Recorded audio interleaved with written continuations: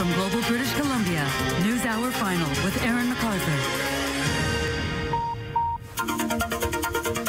Good evening. Thank you for joining us tonight. The battle to win the hearts and minds of British Columbians in the Northern Gateway debate isn't going very well for Enbridge. A months-old animation on the Enbridge website is drawing the ire of pipeline critics. The rendering shows the proposed tanker route from Kitimat, but fails to include about 1,000 square kilometers of islands. The pipeline company says it's made clear that the image is for illustrative purposes only. Critics, though, claim it's simply another example of misleading information from the company wanting to ship bitumen to China. An animation of Enbridge's Northern Gateway pipeline route is online for all to see.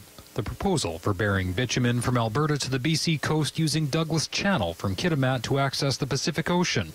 Enbridge's every move is under severe scrutiny these days, even map making.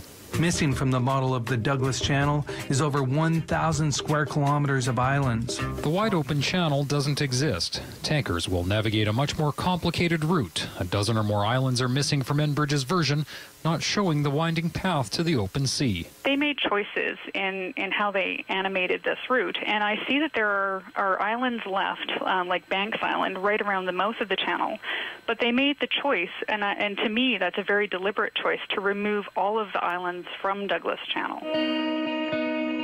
NDP leader Adrian Dix recently returned from a tour of the Douglas Channel and a first-hand look at where the pipeline would end and tanker transport would begin. At least even they should understand that this is a very significant, a very difficult, a very problematic thing. And if they're not taking it seriously, that says something about the proposals and the difficulties involved.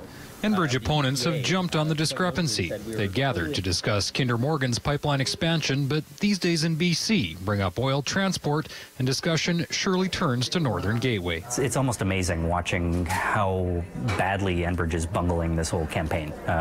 You know, I'm at the point where I'm actually kind of feeling sorry for their public relations people, because it just seems like one, public relations disaster after another.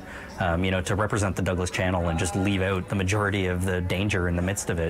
I mean, it's just a gift to anybody who's fighting these projects. Enbridge is pointing to another company video with a much more complete map and says, a group of activists are suggesting our animated pipeline route illustration is meant to misinform the public about the Douglas Channel. Our pipeline route animations were never meant to provide you with information about our proposed marine operations, the Douglas Channel, or the BC coast.